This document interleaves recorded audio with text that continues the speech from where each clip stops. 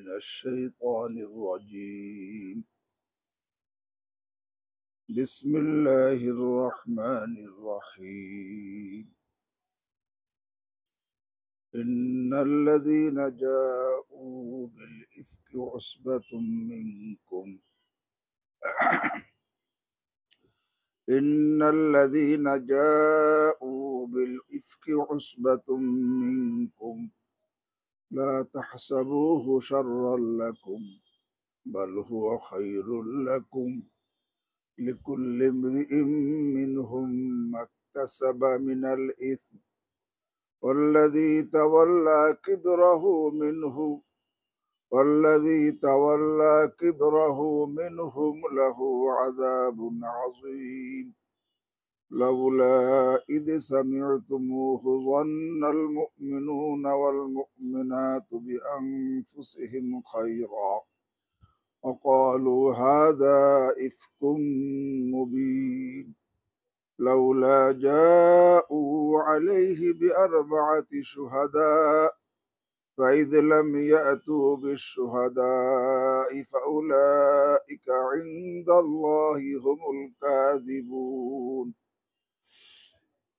ولولا فضل الله عليكم ورحمته في الدنيا والآخرة لمسكم فيما أفضتم فيه عذاب عظيم إذ تلقونه بألسنتكم وتقولون بأفواهكم ما ليس لكم به علم وتحسبونه هينا وهو عند الله عظيم صدق الله العظيم الحمد لله আল্লাহ রাব্বুল আলামিন আরহামুর রাহিমিন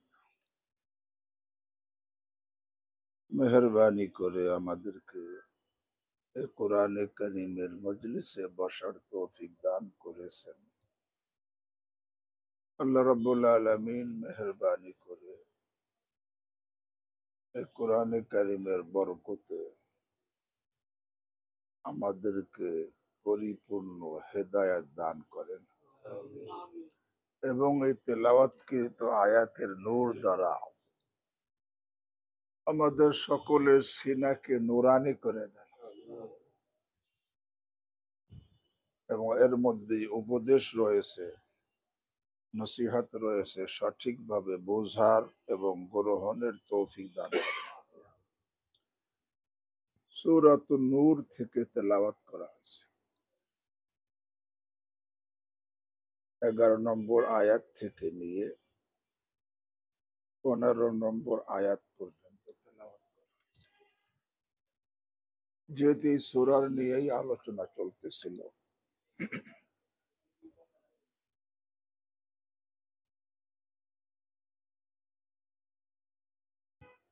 এই সূরার মধ্যে আল্লাহ রাব্বুল আলামিন বিশেষভাবে পবিত্রতা এর হেফাজত এবং নষ্ট করলে তার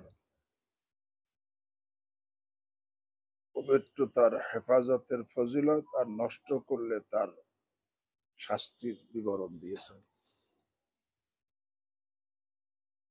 সুতরাং প্রথমে আসছে যারা পবিত্রতা নষ্ট করে, অপকর্ম করে, তাদের শাস্তির বিধান। এরপরে আসছে কেহ যদি কারো পবিত্রতা নষ্ট করার জন্য অপবাদ দেয়, সাক্ষী না থাকে, তখন সেই অপবাদের শাস্তির বিধান।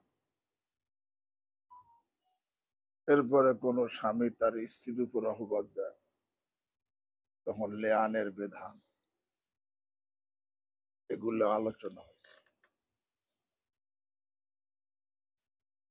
এরপরে একটা বিশেষ সূরা যেটা কিন্তু অতীতে যে পবিত্র মহিলার উপর অপবাদ দিলে শাস্তি না, এই সাক্ষী না থাকলে তার শাস্তির বিধান আগে চলে গেছে। তারপরও এখানে একটা যে রসুল করিম সাল্লাল্লাহু আলাইহি ওয়াসাল্লামের উপরে বিবির উপর আহ্বান দেওয়া হয়েছিল।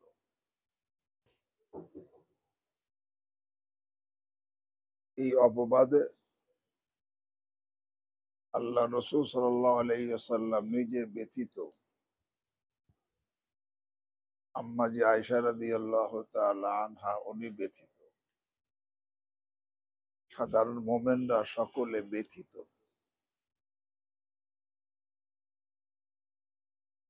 এই জন্য এখানে আল্লাহ রাব্বুল আলামিন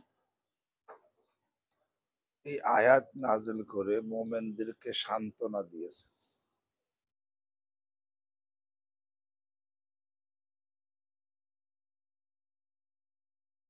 ষষ্ঠ হিজরিতে রসুল করিম সাল্লাল্লাহু তাআলা আলাইহি ওয়াসাল্লাম এক যুদ্ধে যান, গজওয়ে বনি মুস্তালিক বলা হয় বা মুস্তালাক, যাকে গজওয়ে মুরাইসিও বলা হয়। কোন যুদ্ধে জিহাদে যাওয়ার সময় রসুল করিম সাল্লাল্লাহু আলাইহি ওয়াসাল্লামের নিয়ম ছিল বিবিদের মাঝে লটারি দিতেন, যার নাম আসতো তাকে সঙ্গে নিতেন। যদিও রসুল করিম সাল্লাল্লাহু আলাইহি ওয়াসাল্লামের জন্য বিবিদের মাঝে এরকম পালা করে বিবিদের কাছে যাওয়া জরুরি ছিল না। তুরজি মান্তাসা ও মিনহুন্না ওয়া তুবি ইলাইকা মান্তাসা। বিশেষ করে সফরে যাওয়ার সময় তো কারোর জন্য জরুরি না, সে যাকে চা নিতে পারে। তারপরে রসুল করিম সাল্লাল্লাহু আলাইহি ওয়াসাল্লামের নিয়ম ছিল বিবিদের সান্ত্বনার জন্য, যে কারো দিলে কষ্ট না আসে, সফরে যাওয়ার সময় লটারি দিতেন বিবিদের মাঝে, যার নাম আসতো তাকে নিয়ে যেতেন। এই জিহাদে যাওয়ার সময় আম্মা জি আয়েশা রাদিয়াল্লাহু তাআলা আনহার নাম আসছে।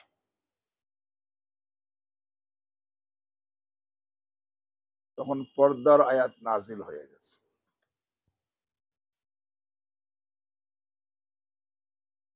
আম্মা জি আয়েশা রাদিয়াল্লাহু তাআলা আনহার একটা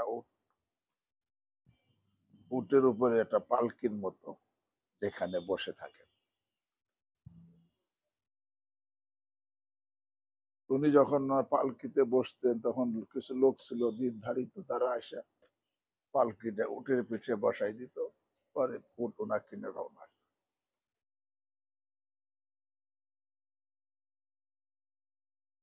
এই জিহাদ থেকে ফিরতেছেন মদিনার দিকে। মদিনার নিকটবর্তী জায়গায়, মদিনার নিকটবর্তী জায়গায় নিকটে এসে গেছেন। এখনো পৌঁছন নাই, বেশ দূর, কিন্তু মদিনার কাছে কাছে চলে আসছে।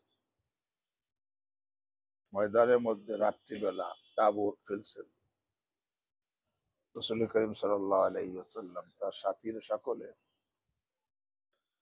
তাঁবু ফেলার পরে শেষ রাত্রে যখন রওনা হবেন, রওনা হওয়ার কিছু সময় আগে আল্লাহর হাবিব সাল্লাল্লাহু আলাইহি ওয়াসাল্লাম ঘোষণা করছেন, যা সকলে রওনা হতে হবে, সবাই প্রস্তুত হও। সবাই প্রস্তুত নিয়েছেন। আম্মা জি আয়েশা রাদিয়াল্লাহু তাআলা আনহা উনিও ওনার বাথরুমের প্রয়োজন, দূরে জঙ্গলে চলে গেছেন প্রয়োজন পুরা করতে।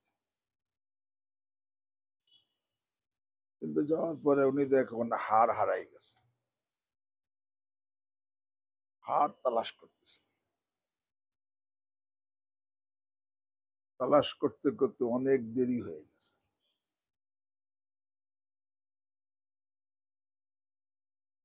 যখন সকলে রওনা হয়েছেন, তখন যারা নাকি আম্মা জি আয়েশা রাদিয়াল্লাহু তাআলা আনহার ওই পালকির মতো হাউদা কয়, হাউদাজ, এটা উটের পিঠে বসাইতো, উঠেই দিত।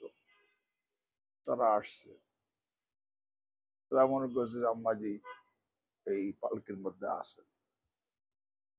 ওই সময় ওনার বয়স ছিল কম, আর শরীর ছিল খুব হ্যাংলা, নাহিফ। শরীরে কোনো গোস্ত ছিল না, ওজন ছিল না। এই জন্য উনি যে পালকির মধ্যে নাই এই আন্দাজ যারা উঠে তারা করতে পারে নাই। তারা মনে করছে আছে। তারা উঠেই দিছে, উঠ রওনা হয়ে গেছে, সবাই রওনা হয়ে গেছে। আম্মাজি আসছে, আইসে দেয় কোনো লোকজন নেই। যখন কোনো লোকজন নাই, তখন বড় বুদ্ধিমত্তার পরিচয় দিচ্ছেন। উনি কোন দিকে দৌড়াবেন, কোথায় যাবেন, ওই চিন্তা করছে আমাকে তো একসময় আল্লাহ রসুল তালাশ করবেন, পাবেন না, তখন পুনরায় ফিরে এখানে আসবেন। তাহলে আর দৌড় না করে ওই যেখানে উঠছিল উনি সেখানে এসে বসছেন। শেষ রাত, শুধু বসেন নাই, ওনার ঘুমাই গেছে। এই অবস্থায় কোন টেনশন নেই। আসলে যে আল্লাহর হয়ে যায় তার কোনো অবস্থায় টেনশন থাকে না, তার কোনো টেনশন থাকে না। আল্লাহ তো আছেন।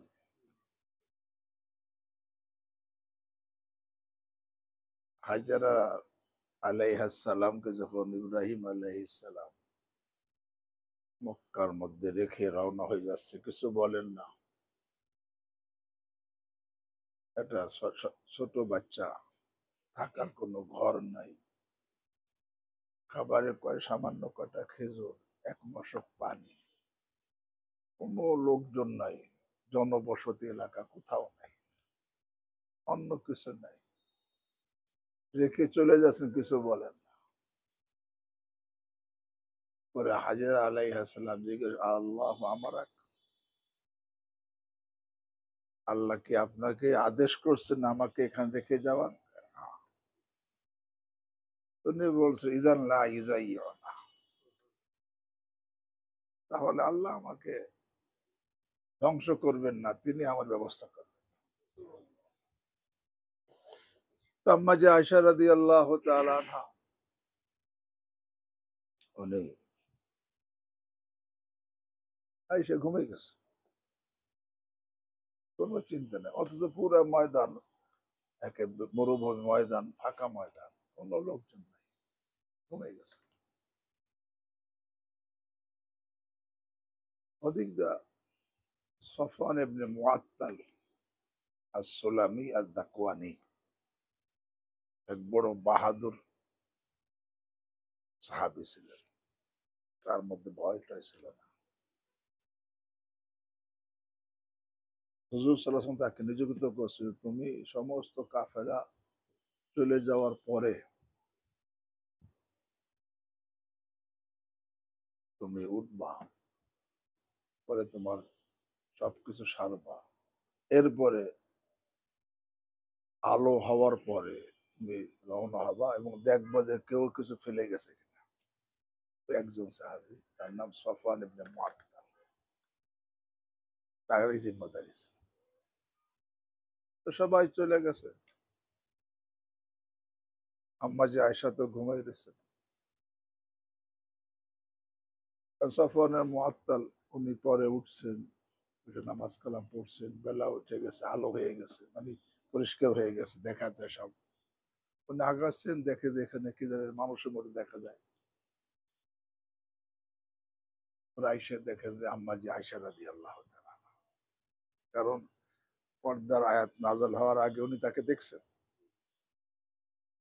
হুজুরের ঘরে বারবার আসা যাওয়া করছেন। উনি দেখেই জোরে পড়ছে ইন্না লিল্লাহি ওয়া ইন্না ইলাইহি রাজিউন। আম্মা জি আয়েশা বলেন যে এই ইন্না লিল্লাহর আওয়াজে আমার ঘুম ভাঙছে, এছাড়া সে আমার সাথে দ্বিতীয় কোনো কথা বলেনি। অন্য কোনো জিজ্ঞাসাবাদ কোনো কিছু কোনো কোনো কথাই সে উচ্চারণই করে না, মুখ দিয়ে খালি পড়ছে ইন্না লিল্লাহি ওয়া ইন্না ইলাইহি রাজিউন, এবং এনে তার উটটা আমার সামনে বসাই দিছেন। আমি উঠে উঠছি, পরে আমি উপরে হাওদার মধ্যে, সে উটের লাগাম দিয়ে টেনে টেনে নিয়ে রওনা হয়েছে। দুপুর বেলায় গিয়ে ওই কাফেলাকে ধরে ফেলছে। এই যে গেছে এই অবস্থায়, তখন এই রইসুল মুনাফিকিন আব্দুল্লাহ বিন উবাই সে অপবাদ লাগাইছে, অপকর্মের অপবাদ, যারা অপকর্মকে আইছে।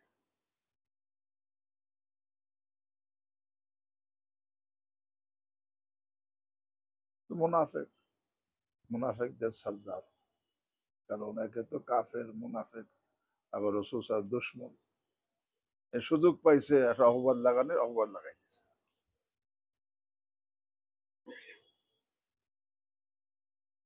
এরপরে কিছু সাদা সিধা মুসলমান মোমেন, যারা খালেস মোমেন, তারাও, কারণ আব্দুল্লাহ উবাই ইবনে সালুলকে দেখতে মনে হইতো এক বিরাট বড় এক বুজুর্গ। ওয়াইদা রাআইতাহুম তু'জিবুকা আজসামুহুম ওয়া ইয়াকুলু তাসমা লিকাওলিহিম কান্নাহুম খুশুবুম মুসান্নাদা। আল্লাহ কয়, তারা দেখলে মনে তাদের শারীরিক গঠন এমন আশ্চর্য ধরনের যে তুমি আশ্চর্য হয়ে যাবে। সে এই এই কথা প্রচার করছে কি সাদা সিধা মুসলমান, তা বেশি না, তিনজন, দুইজন পুরুষ আর একজন মহিলা, তারা তার কথা বর্ণনা করা শুরু করছে। একজন হলো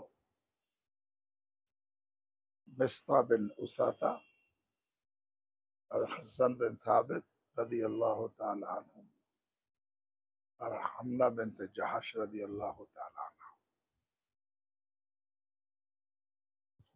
এখন এই আলোচনা করে এই কুকথা ছড়াইতেছে, কিন্তু আম্মা জায়েশা রাদিয়াল্লাহু তাআলা আনহা কিছু জানেন না, তার কানে পৌঁছে নেই। কিন্তু উনি একটার কারণে খুব সন্দেহের মধ্যে, উনি চিন্তায় অসুস্থ হয়ে গেছে। কি চিন্তা? যে আল্লাহ রসুল সাল্লাল্লাহু আলাইহি ওয়াসাল্লাম আগে যেরকম নাকি তার যেরকম মেহেরবানি, দয়া, মহব্বত, আদর অনুভব করতেন, এখন সেরকম কিছু অনুভব করেন না। খালি আইসা সালাম দেন, কেমন আছো বলে চলে যান, আর কিছু বলেন না। এই চিন্তায় উনি অসুস্থ হয়ে গেছে, কিন্তু কি হইতেছে উনি কিছুই জানেন। এরপরে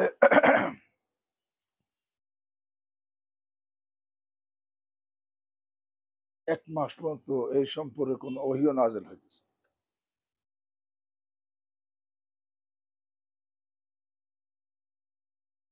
তোমার একদিন রাসূল করিম সাল্লাল্লাহু আলাইহি ওয়াসাল্লাম হুজুরের খুব নিকটে ছিলেন দুইজন, আলী রাদিয়াল্লাহু তাআলা আর যায়েদ ইবনে হারেথা। এই দুইজন খুব নিকটে থাকতেন, পারিবারিক ব্যাপারে ওনাদের সাথে পরামর্শ করতেন। যায়েদ ইবনে হারেস না, ওসামা ইবনে যায়েদ, ওসামা ইবনে যায়েদ, ওসামা ইবনে যায়েদকে জিজ্ঞাসা করছে কি করা।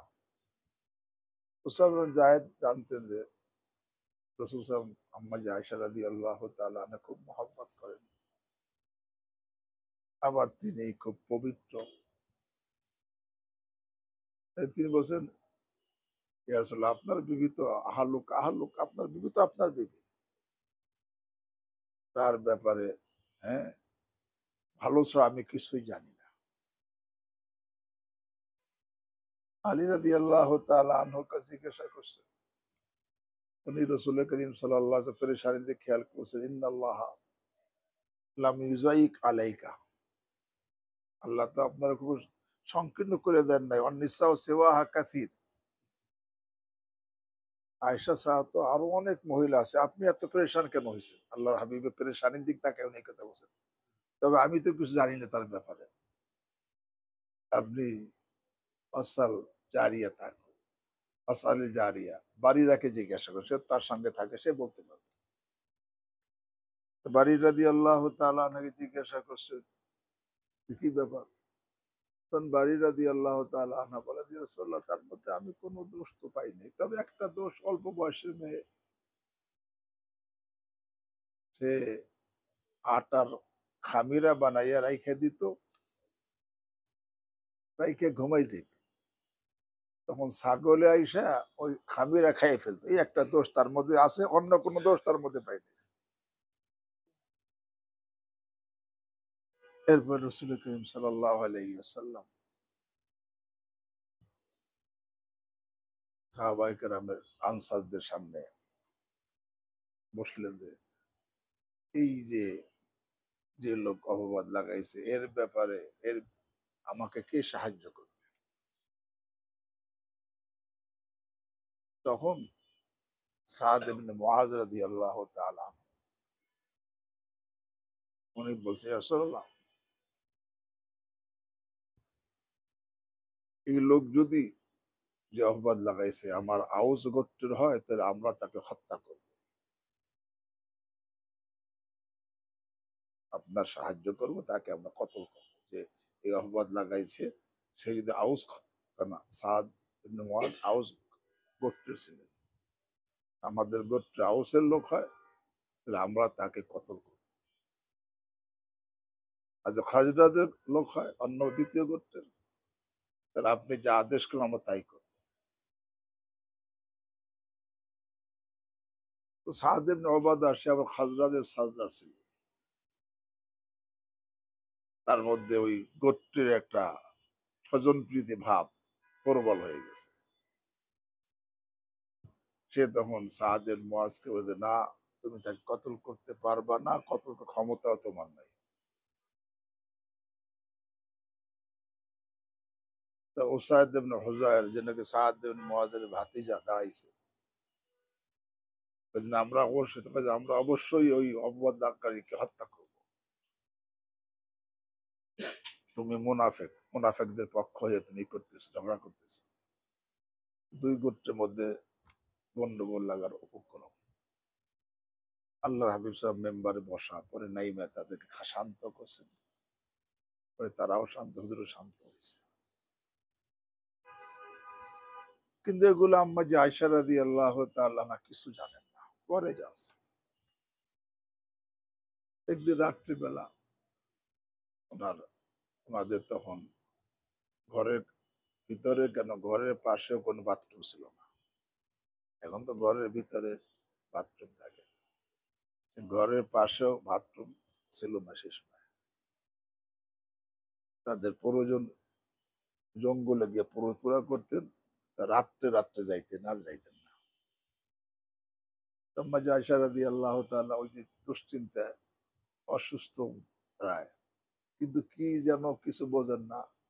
আল্লাহ হাবিব সাল্লাল্লাহু আলাইহি ওয়াসাল্লামের সেই স্নেহ, সেই মহব্বত এখন দেখেন না, কিন্তু দুশ্চিন্তা, অসুস্থ হয়ে গেছেন। পরে কিছুটা সুস্থতা অনুভব করছেন, তখন রাত্রিবেলা এই মিস্তাহ বিন উসাসার আম্মা, উম্মে মিস্তাহ, উম্মে মিস্তাহ হলো আবু বকর রাদিয়াল্লাহু তাআলা আনহুর খালাতো বোন। মিস্তাহ হলো আবু বকর রাদিয়াল্লাহু তাআলা আনহুর খালাতো বোনের ছেলে, ভাগিনা।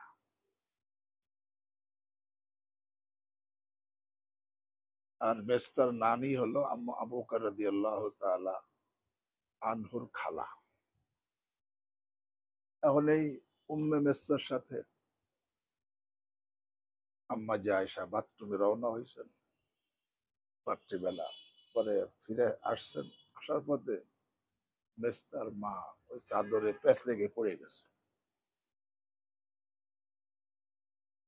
কোনো টেনশন, ওই যে সে ওই খবর শুনে টেনশন তার মধ্যে আছে, আম্মা যে আয়েশা তো জানে না, কিন্তু সে তো জানে। টেনশনে একে চাদরে প্যাঁচ লেগে পড়ে গেছে।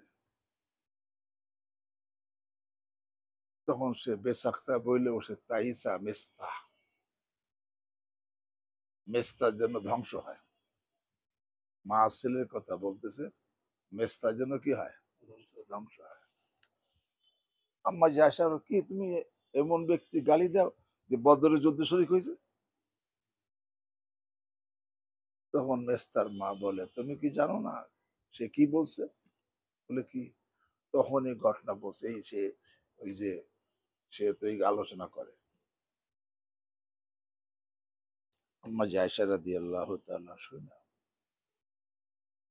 এই শুনলেন মাত্র, তখন উনি অপেক্ষায় যে রাসূল সাল্লাল্লাহু আলাইহি ওয়াসাল্লাম আসলে তাতে অনুমতি নিয়ে উনি ওনার আব্বার ঘরে যাবে, আব্বা আম্মার কাছে চলে যাবে। হুজুর আসছেন, সালাম দিচ্ছেন, কেমন? রসি আসলে আমি আমার আব্বার কাছে আব্বা আম্মাকে যাইতে চাই। ঠিক আছে, যাও। তখন গেছে আব্বা আম্মার ঘরে, আব্বা আম্মার বাড়িতে আম্মা জায়সা। আবু বকর রাদিয়াল্লাহু তাআলা আনহু উপরে কোরআন তেলাওয়াত করতেছে, আম্মাজি ওনার আম্মা নিচে গিয়ে আম্মার কাছে পরে আম্মা কাছে জিজ্ঞাসা করছে, আম্মা এই লোকেরা কি বলতেছে? তখন ওনার আম্মা বলছে, হে মেয়েকে, হে বোনাই, হে প্রিয় মেয়ে, শোনো, তোমার মতো সুন্দরী একটা মেয়ে যখন কোনো স্বামীর কাছে থাকে এবং স্বামী তাকে মহাব্বত করে এবং তার অনেকগুলো সতীন থাকে, তখন এরকম মেয়ের উপরে মানুষ অনেক বানাই বানাই অনেক কিছু কথা বলে। তুমি ওগুলো চিন্তা করো না, তুমি যাও। লাকাল্লামা কানাত ইমরাতুন কত্তু ওয়াজিয়াতান, হ্যাঁ, ইহুব্বুহা, হ্যাঁ, ইহুব্বুহা রাজুল ইল্লা ওয়ালাহা দারাইর ইল্লা আকসারনা আলাইহি বা কাসসারনা আলাইহা, এরকম আছে হাদিস। এবার যে তোমার মতো সুন্দরী মেয়ে যখন কোনো পুরুষের স্ত্রী হয় এবং সে পুরুষ তাকে মহব্বত করে, সাথে সাথে অনেকগুলা সতীনও থাকে, তখন সেই মেয়ের উপরে অনেক বেশি বেশি কথা বানাই বানাই বলা হয়। তুমি সবর করো। আম্মা যে আয়েশা বলেন, আম্মার কথা শোনার পরে লোকের এই কথা বলা শুরু করছে, তা আমি কাঁদতেছিলাম, সারা রাত কান্না অবস্থায় কাটেছে। পরে সারাদিন পরের দিন পুরো কান্নায় চলে গেছে। আব্বা আম্মা তারা এর মধ্যে চিন্তা, তাদের তারা এখন মনে করছে কান্নায় আমার কলিজা ফেটে যাবে।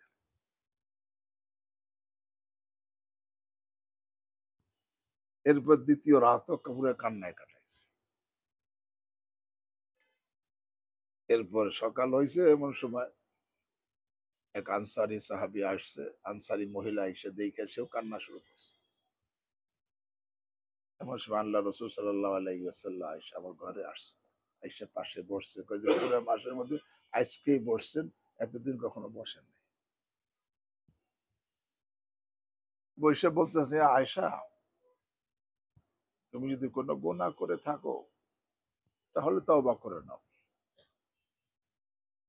কারণ ইন্নাল আবদা ইযা আতারাফা বিযামবিহি, বান্দা যখন তার গুনার কথা স্বীকার করে, ওয়াতাবা এবং তওবা করে না, তাআবাল্লাহু আলাইহি, আল্লাহ তার তওবা কবুল করে নেন।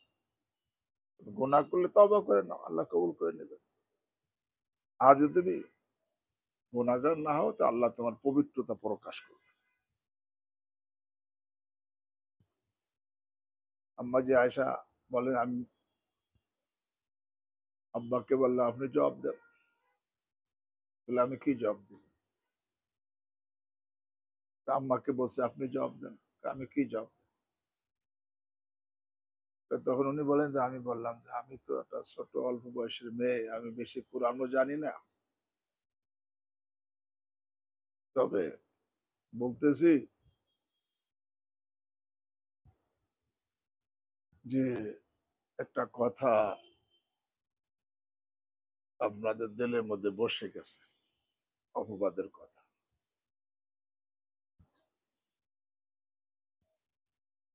আমি যদি বলি আমি এর থেকে মুক্ত, আল্লাহ জানেন আমি মুক্ত। আপনাকে দিলের মধ্যে যদি বসে গেছে অপবাদের কথা, যে আপনার বিশ্বাস করবেন না।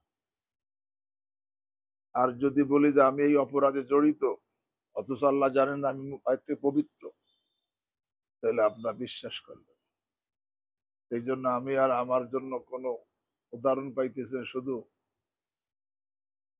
ইউসুফ আলাইহিস পিতার কথা, যে ফাসাবরুন জামিল আল্লাহুল মুস্তাআনু আলা মা তাসিফুন, সবর করাই আমার জন্য উত্তম। আম্মা যে আয়েশা বলেন যে আমি এই কথা বলার পরে আল্লাহ হাবিব এখনো ওঠেন নাই। এমন সময় দেখি ওহী নাজেলের অবস্থা শুরু হয়ে গেছে। যখন ওহী নাজেল হইতো তখন আল্লাহর হাবিব সাল্লাল্লাহু আলাইহি ওয়াসাল্লাম ঘামাই যাইতেন, যে ঘাম শুরু হয়ে গেছে। আল্লাহ যখন এই অবস্থা, ওহী নাজেল হওয়ার অবস্থা কেটে গেল, তখন সর্বপ্রথম তিনি বললেন, আবশিরি ইয়া আয়েশা আম্মাল্লাহু ফাকাদ বাররাকি। আবশা তুমি, আয়েশা তুমি শুভ সংবাদ গ্রহণ করো, আল্লাহ তোমার পবিত্রতা বর্ণনা করেছে। তখন এই 10 আয়াত আম্মা যে আয়েশা রাদিয়াল্লাহু তাআলা আনহার পবিত্রতার ব্যাপারে আল্লাহ নাযিল করেছেন। হযরতে ইউসুফ আলাইহিস সালামের উপরে জুলাইখা অপবাদ লাগাইছে, আল্লাহ একটা অবশ শিশুকে বাক শক্তি দান করে তার দ্বারা তার পবিত্রতা প্রমাণ করছে। হযরত মারিয়াম আলাইহিস সালামের উপরে ইহুদির অপবাদ লাগাইছে, আল্লাহ রাব্বুল আলামিন একদিনের শিশু ঈসা আলাইহিস সালামকে বাক শক্তি দান করে তার পবিত্রতা বর্ণনা করছে। আর হযরত আয়েশা রাদিয়াল্লাহু তাআলা আনহার উপরে মুনাফিক অপবাদ লাগাইছে, আল্লাহ নিজে তার পবিত্রতার ব্যাপারে 10টি আয়াত নাযিল করছে। হ্যাঁ হ্যাঁ, 10টি আয়াত। এখানে যেহেতু এই অপবাদ লাগানোর কারণে আল্লাহ রাসূল সাল্লাল্লাহু আলাইহি ওয়াসাল্লাম বড় ব্যথিত। কারণ কত বড় ব্যথা একজন মানুষ বুঝতে পারে যে পবিত্র মানুষ হয়। আর আম্মা যে আয়েশার উপর অপবাদ, উনিও কি পরিমাণ ব্যথিত। সাথে সফওয়ান বিন মুআত্তাল, তার উপর অপবাদ, তারও সে তিনি কি পরিমাণ ব্যথিত। এবং সাধারণ মোমেনরা যারা জানে যে এটা অপবাদ, তারাও সবাই ব্যথিত। তখন আল্লাহ তাদের সান্ত্বনার জন্য এই আয়াত নাযিল করছেন। এর দ্বারা সান্ত্বনা হয়েছে, আম্মা যে আয়েশা রাদিয়াল্লাহু তাআলা পবিত্রতার বর্ণনা হয়েছে। আল্লাহ রাব্বুল আলামিন ইরশাদ করেন, আউযু বিল্লাহি মিনাশ শাইতানির রাজীম, ইন্নাল্লাযীনা জাউ বিল ইফক, নিশ্চয়ই যারা, ইফক মানে মিথ্যা অপবাদ, এমন মিথ্যা যে হককে বাতিল করে দেয়, বাতিলকে হক বানাই দেয়, একেবারে ডাহা মিথ্যা বানানো। ইন্নাল্লাযীনা জাউ বিল ইফক, নিশ্চয়ই যারা অপবাদ নিয়ে আসছে, মানে অপবাদ লাগাইছে। এই যে মুসলমানদের সান্ত্বনা, আরে তোমরা এত ভেঙ্গে পড়ছো কেন? এ তো মিথ্যা কথা। বাস্তব হলে না চিন্তার ব্যাপার ছিল, এটা তো মিথ্যা। আবার তাও মিথ্যা অপবাদ দিছে বিরাট জামাত না, উসবাতুম মিনকুম, তোমাদের মধ্যে থেকে একটা ছোট জামাত। উসবা ছোট জামাত। আসলে এটা গড়াইছে, এই অপবাদ বানাইছে হলো আব্দুল্লাহ উবাই ইবনে সালুল। আর তার এই লাগানোর পরে সাদা সিধা মুসলমান কয়েকজন, একজন হাসান বিন সাবিত রাদিয়াল্লাহু তাআলা, শায়ের রাসূল সাল্লাল্লাহু আলাইহি ওয়াসাল্লাম, আর একজন মিস্তা বিন উসাসা রাদিয়াল্লাহু তাআলা আনহু, এরা বদবী সাহাবী। আর একজন হামনা বিনতে জাহাশ, জয়নব বিনতে জাহাশ হুজুর স্ত্রীর বোন। এরা উসবাতুম মিনকুম, এই অপবাদ লাগাইছে তোমাদের থেকে একটা ছোট দল, অধিকাংশই তো এর মুখালেফ, এর বিপরীত, ছোট একটা দল তোমাদের, মিনকুম তোমাদের থেকে, অর্থাৎ তোমাদের মুসলমানদের থেকে। হাসান বিন সাবিত রাদিয়াল্লাহু তাআলা আনহু খালেস মুমিন মুসলমান। উসাসা বিন মিস্তা বিন উসাসা, উনিও খালেস ইমানদার। হামরা বিনতে জাহাজ খালেস ইমানদার, তবে সাদাসিধা। উবাই ইবনে আব্দুল্লাহ, উবাই ইবনে সালুলকে বলা তোমাদের থেকে এক জামাত। কিন্তু সে বাহ্যিকভাবে ইসলাম দাবি করতো, মুনাফিক তো, এটাকে মিনকুম বলা হয়। মিনকুম সেও শামিল। ইন্নাল্লাযীনা জাউ বিল ইফক, নিশ্চয় যারা এরকম অপবাদ লাগাইছে তারা হলো উসবাতুম মিনকুম, তোমাদের একটা ছোট জামাত। আর বড় জামাত তো তাদের মুখালেফ, তাদের বিরোধী, তাদের বিপরীত। তা তোমরা এত এত ব্যথিত কেন হয়েছে? একে তো মিথ্যা, আবার এই মিথ্যা অপবাদ লাগাইছে অনেক বড় জামাত না, বরং ছোট এই চারজন। একজন বানাইছে, বাকি তিনজন সে আলোচনা করছে। আল্লাহ লা তাহসাবুহু শাররাল লাকুম, আল্লাহকে এইটাকে তোমরা তোমাদের জন্য খারাপ মনে করো না, পরিণামের দিকে তোমাদের জন্য খারাপ না। কারণ পরিণামের দিক দিয়ে কি হয়েছে?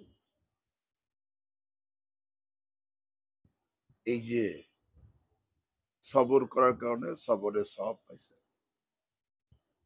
এর দ্বারা মর্যাদা বৃদ্ধি হয়েছে, এর দ্বারা ওনাদের পবিত্রতার নস্যকতি দ্বারা প্রমাণিত হয়েছে। এবং ভবিষ্যতে কোন লোকের অপবাদ লাগাইলে সেই ঘটনা থেকে সান্ত্বনা গ্রহণ করার সুযোগ, সান্ত্বনা গ্রহণ করবে। লা তাহসাবুহু শাররাল লাকুম, এই ঘটনাকে, এই অপবাদকে তোমরা তোমাদের জন্য খারাপ মনে করো না, পরিণামের দিক দিয়ে এটা তোমার জন্য মঙ্গলজনকই হয়েছে। এই সান্ত্বনা দিচ্ছেন কে? হ্যাঁ, আল্লাহ। বাল হুয়া খায়রুল লাকুম, বরং এটা তোমাদের জন্য উত্তমে উত্তম হয়েছে। হ্যাঁ, যারা এই চর্চা করছে তাদের জন্য এটা ক্ষতির কারণ হয়েছে, যারা অপবাদ লাগাইছে। তবে লিকুল্লি ইমরিইম মিনহুম মাকতাসাবা মিনাল ইসম, তাদের প্রত্যেক ব্যক্তির জন্য সে যেই পরিমাণ গুনাহ করছে ওই পরিমাণ গুনাহ হয়েছে।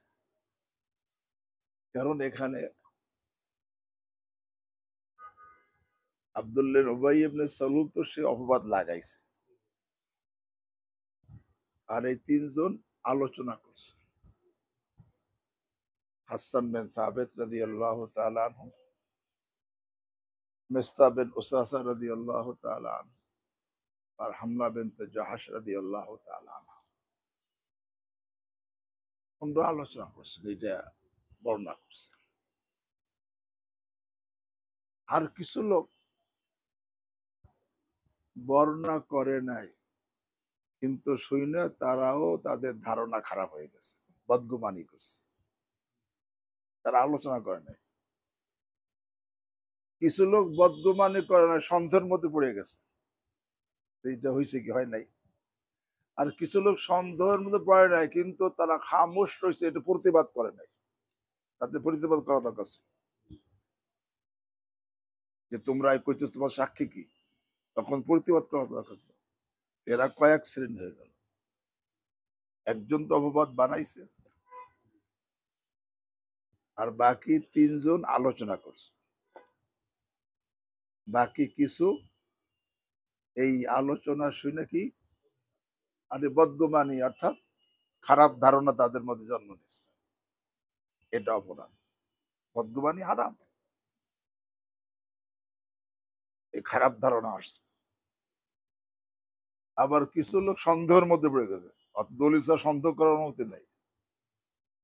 আর কিছু লোক সন্দেহ পড়ে না, কিন্তু তার দায়িত্ব ছিল প্রতিবাদ করা, প্রতিবাদ করে নাই, কি রয়েছে? খামোশ।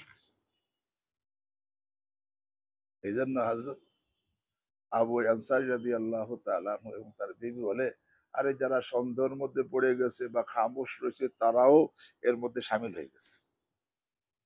আল্লাহ বলেন, আর লিকুল্লি ইমরিইম মিনহুম মাকতাসাবা মিনাল ইসম, প্রত্যেকের জন্য হবে যতটুকু সে গুনাহ করছে ততটুকু তার হবে।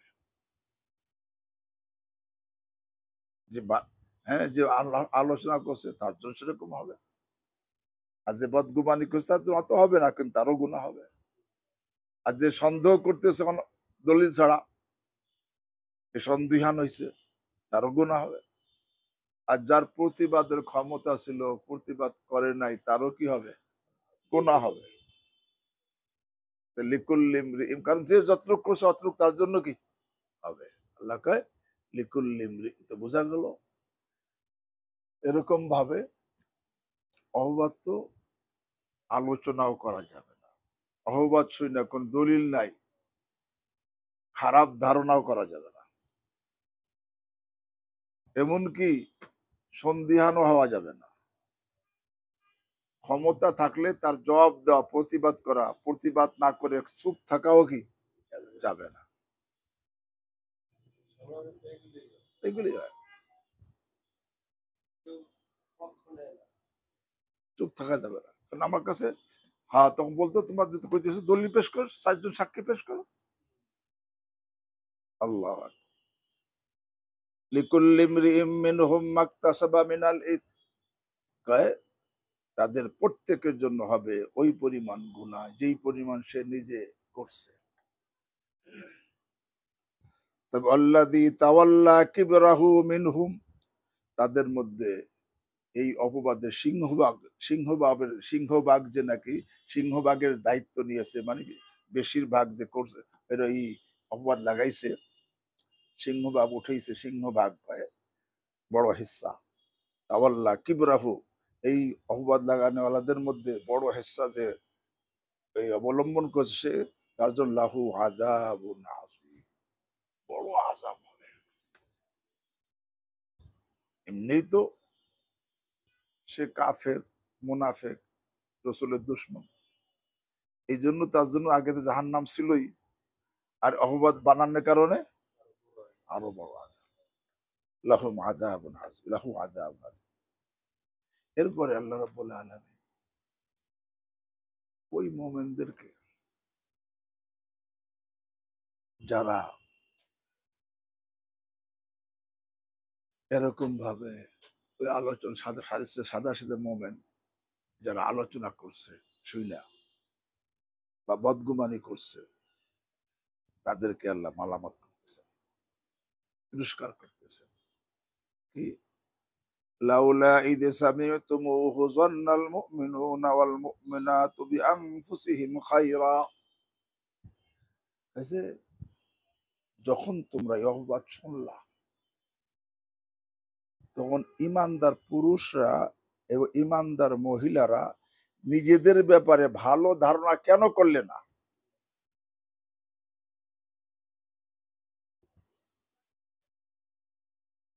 নিজেদের ব্যাপারে ভালো ধারণা, নিজেদের মানে আমার এক ভাই প্রতি বদগুমানিমান নিজের নিজেরই তো, সে তো আমার অঙ্গ। আল মুমিনুনা কাজাসাতিন ওয়াহিদ। এই জন্য লাউলা ইদ সামি'তুমুহু, যখন তোমরা এই অপবাদ শুনলে, তখন ইমানদার পুরুষ আর ইমানদার মহিলারা কেন ধারণা করলো না নিজেদের ব্যাপারে ভালো ধারণা, নেক গুমান? কারণ জুন্নু বিল মুমিনিনা খায়রা, ভালো ধারণা করো। ভালো ধারণা করতে দলিল লাগবে না, কিন্তু খারাপ ধারণা করতে কি লাগবে? দলিল লাগবে। 4 জন সাক্ষী পেশ করতে না পারলে এর দ্বারা তার এই এই অপবাদ বা এই অপরাধ প্রমাণিত হবে না। লাউলা ইস জান্নাল মুমিনুন, মুমিনরা মানে এর মধ্যে হাসান বিন সাবিত রাদিয়াল্লাহু তাআলা আনহু আছেন, মিসতা বিন উসাসা রাদিয়াল্লাহু তাআলা আনহু আছেন, আর মুমিনাতের মধ্যে হামনা বিনতে জাহাশ রাদিয়াল্লাহু তাআলা আনহা আছেন। নিজেদের ব্যাপারে মানে, কারণ আম্মা যে আয়েশা রাদিয়াল্লাহু তাআলা আনহা নিজেদের লোক, সফওয়ান ইবনে মুআত্তাল নিজেদের লোক, তাদের ব্যাপারে ভালো ধারণা কেন করলে না? তো বোঝা গেল কোন অপবাদের কথা শোনা সত্ত্বেও যদি সেখানে শরীয়ত অনুযায়ী দলিল প্রমাণ না থাকে, তখন কি ধারণা করতে হবে? ভালো ধারণা করতে হবে, খারাপ ধারণা করা যাবে না। লাউলা ইয সামি'তুমুহু যান্নাল মুমিনুনা ওয়াল মুমিনাতু বিআনফুসিহিম খায়রা, এবং কেন তারা বললো না হাদা ইফকুম মুবিন, এটা স্পষ্ট অপবাদ, এটা কেন বললে না? এটা বলা দরকার ছিল, এটা স্পষ্ট অপবাদ। কিন্তু আমরা কি করি, শোনার কাছে সন্দেহের মধ্যে অনেকে ধারণা এরকম হয়ে যায়, অনেকে সন্দেহের মধ্যে পড়ে যায়, আর অনেকে খামোশ থাকি যে এই কথা বলি না, তার দ্বারা এটা হইতে পারে না, এই কথা আমি বলি না, তোমার কথা ঠিক না, অথচ বলা দরকার ছিল। হ্যাঁ, আরো বেশি আল্লাহ মাফ করে। এখন তারা যে অপবাদ লাগাইছে সেটাকে, এই অপবাদকে রদ করতেছে, লাউলা জাউ আলাইহি বিআরবাতি শুহাদা,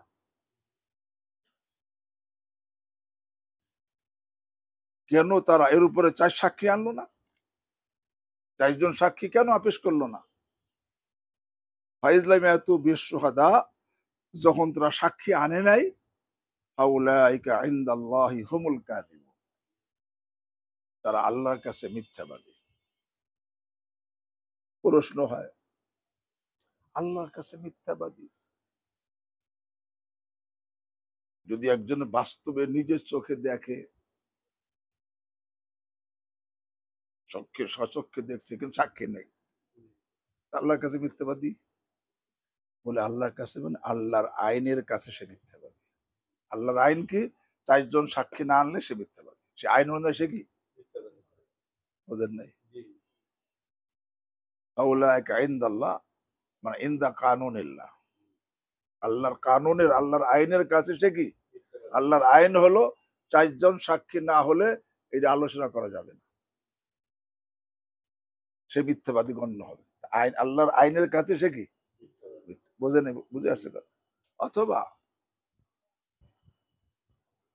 এই কথা বলার উদ্দেশ্য সে যদি বলে যে না আমি তো ইসলাহে সংশোধনের জন্য বলছি এবং ফাহেসা বন্ধর জন্য বলছি,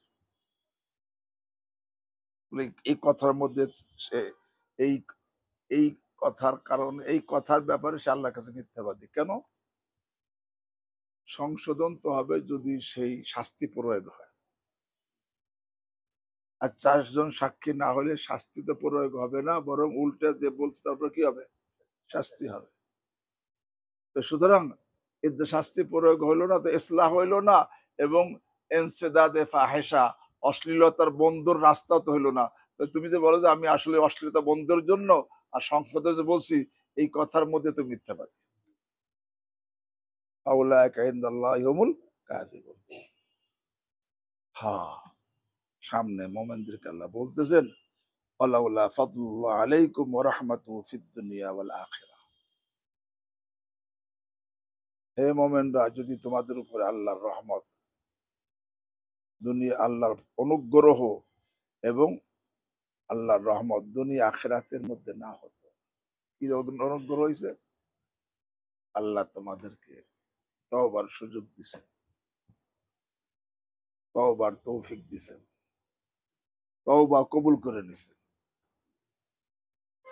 তওবার সুযোগ দিছেন, তওবার তৌফিক দিছেন, তওবা কবুল করছেন। এটা আল্লাহর ফজল ও রহমত।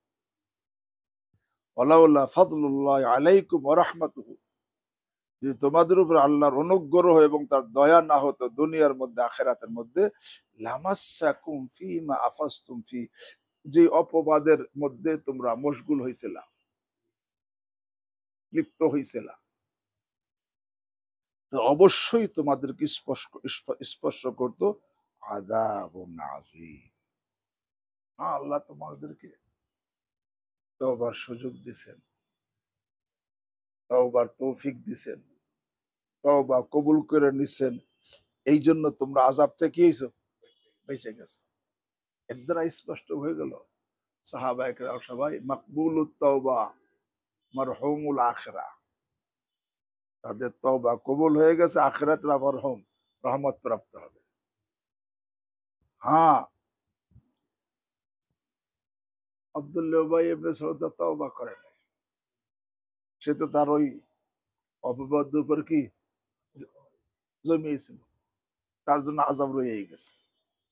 মোমেনদেরকে তো আল্লাহ ফাদলুল্লাহ আলাইকুম ওয়া রাহমাতুহু, আল্লাহর তোমাদের উপরে আল্লাহর অনুগ্রহ এবং তার রহমত না হতো দুনিয়া আখিরাতের মধ্যে। এই রহমত আর অনুগ্রহ কি? তওবার সুযোগ দেওয়া, তৌফিক দেওয়া, তওবা কবুল করা।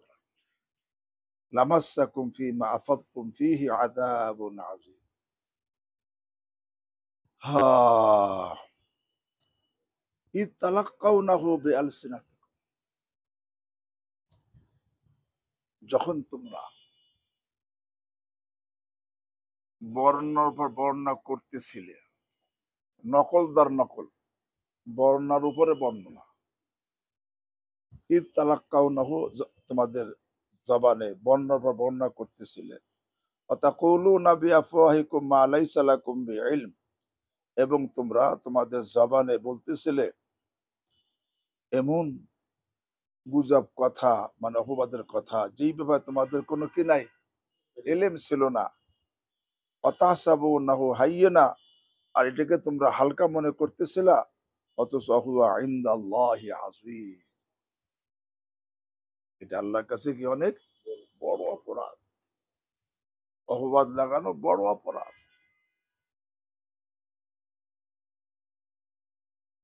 আল্লাহ, এই জন্য এখান থেকে একটা বড় সবক,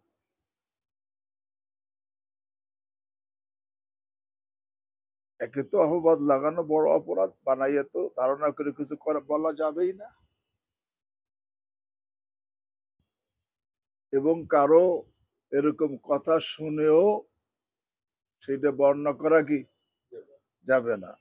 আরে বর্ণনা করা তো যাবেই না, ওই কথা শুনে কারো প্রতি খারাপ ধারণাও, আরে খারাপ ধারণাকে সন্দিহানও হওয়া, আরে সন্দিহানকে খামোশ থাকাও, বলবে যে তার দ্বারা সম্ভব না, হতে পারে না, এটা বলা উচিত যত সময় তোমার কাছে দলিল না আসে। আল্লাহ রাব্বুল আলামিন আরহামুর রাহিমিন আম্মা যে আয়েশা রাদিয়াল্লাহু তাআলা আনহা ফজিলত সম্পর্কে সামনে আরো বলে ফেলাই।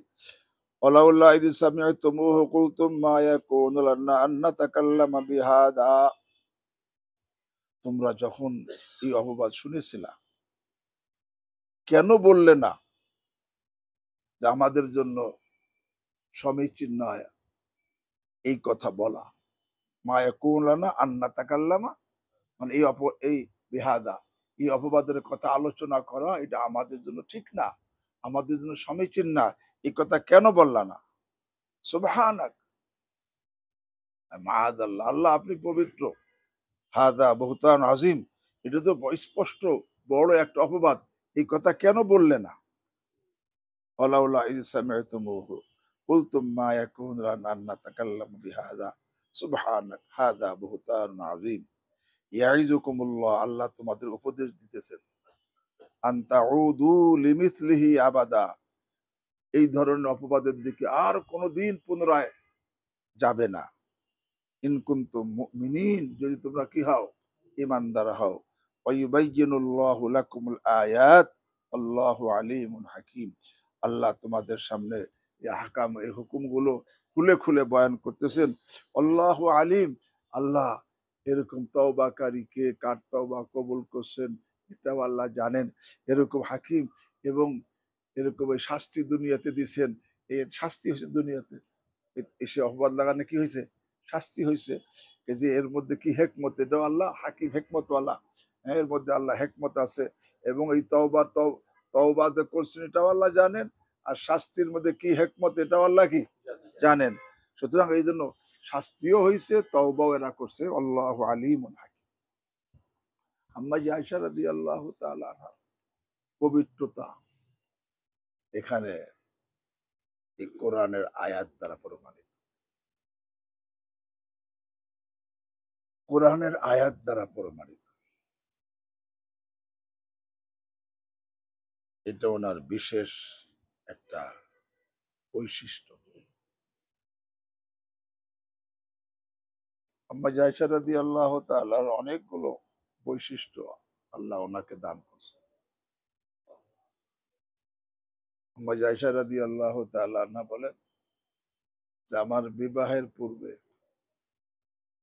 আমার ছবিকে রেশমের কাপড়ের মধ্যে করে জিবরিল আমিন আলাইহিস সালাম আল্লাহর হাবিবকে দেখায় বলছেন, হাদা জাওজাতুকি, হাদা জাওজাতুকা, এটা আপনার বিবি।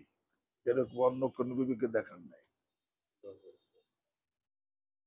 এবং দ্বিতীয়, আল্লাহ কুমারী অবস্থা আমাকে আল্লাহর হাবিব স্ত্রী বানাইছেন। এটা আর একটা বৈশিষ্ট্য। অন্য সবাই একজনের কুমারী ছিলেন না। 3 নম্বর, আমার লেফের মধ্যে শোয়া অবস্থা ওহী নাযিল হয়েছে। অন্য কোন বিবির কাছে শোয়া অবস্থা কি হয় নাই? নাযিল হয় নাই। 4 নম্বর, আমার কোলের মধ্যে আল্লাহ হাবিবের ইন্তেকাল হয়েছে। অন্য কোন বিবির কোলে ইন্তেকাল হয় নাই। 5 নম্বর, আমার ঘরেই তার দাফন হয়েছে। অন্য কারো ঘরে দাফন হয় নাই। 6 নম্বর, আল্লাহ আমার পবিত্রতা আসমান থেকে নাজিল করছে। 7 নম্বর, দুনিয়ায় থাকা অবস্থায় আল্লাহ আমার জন্য মাগফিরাত এবং রিজকে কারীমের ওয়াদা, লাহুম মাগফিরাত ওয়া রিজকুন কারীম। এটা হযরত আম্মা আয়েশা রাদিয়াল্লাহু তাআলা বৈশিষ্ট্য। এখন ওনাকে যদি কেউ ওনার চরিত্র নিয়ে কথা বলে, তার ঈমান নাই। তার কোরআন বলতে তিনি পবিত্র।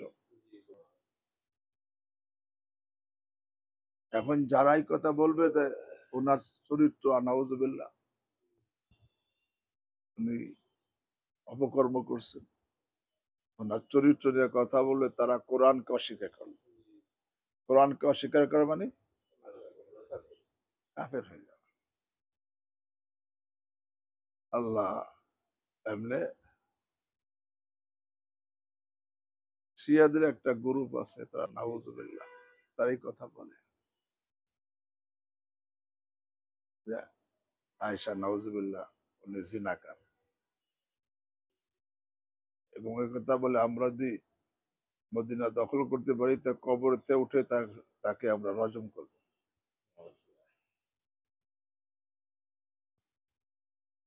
এবং তারা বলে, আমি ওদের একটা কিতাব পড়ছি, তার নাম জিলাউল উয়ুন, মোল্লা বাকের মজলিসের কিতাব। তার মধ্যে লেখা একটা তো আম্মা আয়েশা রাদিয়াল্লাহু আনহার কথা তারা কয় যে সে নাউজুবিল্লাহ সে জিনাকার। ঈমান আছে? ঈমান নাই।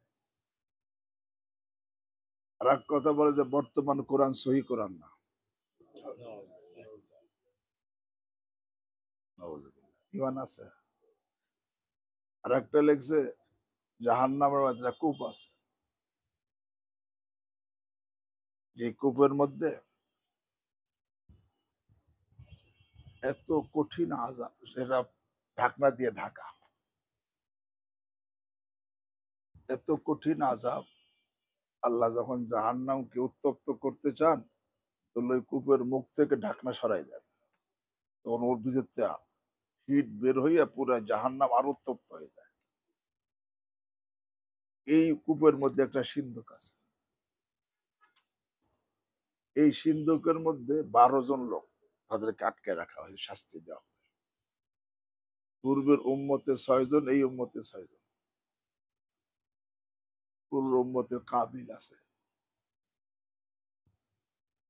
সালে আছে, উট যে উটকে মারছে সে আছে, ঈসা আসলাম ধর্ম পরিবর্তন করছে, এরকম কইছে কয়জন, ফেরাউন আছে। আর এই উম্মতে 6 জন, তার মধ্যে 1 নম্বর আবু বকর, 2 নম্বর ওমর। ওই কিতাব লেখছে, আমি নিজে পড়ছি। মাঝে আয়েশা রাদিয়াল্লাহু তাআলা আনহার পবিত্রতা কোরআন দ্বারা প্রমাণিত। এখন যদি কেউ তার পবিত্রতার ব্যাপারে সন্দিহান হয়, সে কোরআনের পরে সন্দিহান, তাকে অপরাধী বলে, সে কোরআনকে অস্বীকার করে। এই জন্য আমাদের উস্তাদ মুফতি উল হাসান তুঙ্কি রহমত বলতেন, শিয়ারা কাফের। আমার সামনে সামনে দেখা ঘটনা, নিউটন মাদ্রাসার সামনে রোড, ওই রোড দিয়া ওখানে শিয়াদের একটা বড় নুমায়েশ জায়গা, সেখানে ওদের একটা বড় কি কব ইবাদত গা বা এরকম ভাবে আছে। সেখানে বৎসরে একবার এরা জমায়, ওই দিনে তারা মুতা করে, যে যার সাথে পাঁচ কাটায়। ওরা বিরাট একটা মিছিল নিয়ে যায় মাদ্রাসার সামনে দিয়া। তো শিয়াদের অনেক বড় বড় লোক, ওই শিয়াদের আর্মি পুলিশের বড় বড় পদে আছে, এই জন্য তাদের ছত্র ছায়ায় যায়। কিন্তু মাদ্রাসার সামনে তো সবাই তো এটা তো বরদাস্ত করতে পারে। রাস্তার মধ্যে ডিভাইডার উঁচু করে দিছে, ওই পাইতে যাবে, মাদ্রাসা সাইডে যাবে না। কিন্তু যাওয়ার সময় ওদের উপরে হেলিকপ্টার থাকে, প্রত্যেক বিল্ডিং এ ওদের লোক থাকে। আর ওরা তো যারা যায় মিছিল করতে করতে যায়, এবং তারা স্লোগান দেয়, লানাত বরা বিবক্ষ, লানাত বরা মর, আরো কত কিছু করে। কিন্তু মাদ্রাসার মধ্যে, মাদ্রাসার সাথে গেটের সাথেই রোড, গেট হলো কেসি, কেসি গেট। এটা কিন্তু এই গেট না, এরকম কেসি গেট খুললে ফাঁক হয়ে যায়। ওদিক দিয়ে ওরা মিছিল যাইতেছে, এই পাশ ছাত্ররাও স্লোগান দিতেছে। আমিও সেখানে ছিলাম, কম পড়িত নিউটাউনে। ওরা গুলি করতেছে, আর এই যে কি সেল কয়, টিয়ার সেল, এগুলো মারতেছে, ওগুলো ভিতরে ঢুকতেছে, মসজিদের মধ্যে ঢুকতেছে, পাঁচটার মধ্যে ঢুকতেছে, আর এমনি গুলি করতেছে। আল্লাহর কি মেহেরবানি, ছাত্ররা গেটের সামনে একেবারে গিজ গিজি, একেবারে একটা সাথে লাগা, মানে এরা বরদাস্ত করতে পারতেছে না, এই জন্য। কিন্তু তারা দিয়ে আটকান, বাইরে কায়দা নেই। গুলি করছে, চলে গেছে। পরে দেখছি গুলিগুলো আইসা কেসি গেটের যেখানে জোড়া সেখানে লেগে রয়েছে, এরকম অনেক গুলা লেগে রয়েছে, কিন্তু জোড়ায় জোড়া লাগছে, কিন্তু ভিতরে ঢোকে নেই। আমার সামনে দেখা। বাহার হাল বলতেছিলাম, হ্যাঁ, কোরআনকে অস্বীকার করলে ইমান থাকবে না। আম্মা যে আয়েশা রাদিয়াল্লাহু তাআলা আনহা পবিত্রতা কোরআনের দ্বারা প্রমাণিত। বাকি শিয়াদের অনেকগুলো গ্রুপ আছে, সবাই একরকম না। ইসনা আশারি একটা গ্রুপ আছে, তাদের কথা এরকম লেখছে কিতাবে। তো বাহার হাল আজকের আমাদের দেশের মধ্যে অপবাদ লাগানো তো যাবেই না, অপবাদ শুনে আলোচনা করা যাবে না দলিল ছাড়া, এমনকি তার প্রতি খারাপ ধারণাও করা যাবে না, এমনকি সন্দিহানও হওয়া যাবে না, এমনকি চুপ থাকা যাবে না, বরং বলতে তার দ্বারা এটা হতে পারে না। আল্লাহ আমাদেরকে উপদেশ গ্রহণ করা তৌফিক দান করেন। সুবহানাল্লাহি ওয়া বিহামদিহি, সুবহানাকাল্লাহুম্মা ওয়া বিহামদিক, আশহাদু আল্লা ইলাহা ইল্লা